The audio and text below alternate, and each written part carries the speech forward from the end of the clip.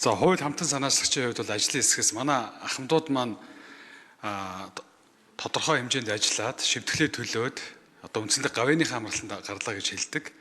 Тийм учраас ахмад наснангуудын тэтгэвэр маань харьцангуй бага учраас дийлэнх нь одоо давхар одоо ажил хийя гэж хүсэл эрмэлзэл дүүрэн байдаг. За нөгөө талаас ахмадуудыг ажилд авах одоо хөшүүргэн цаана байгаамаа зөвхөн нийгмийн даатгалын шимтгэлээс чөлөөлөгчид хөнгөлөгчид гэж харахаасаа илүү ялангуяа 50 буюу түүнээс дээш настай эмэгтэйчүүд за 55 60 настай за мөн цэргийнхэн бол одоо 45 50 50-тайдаа гардаг.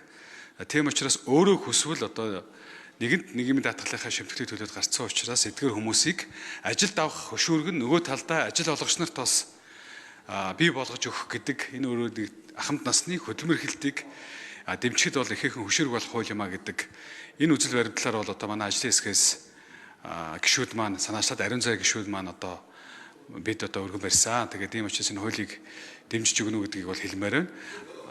За баярлалаа.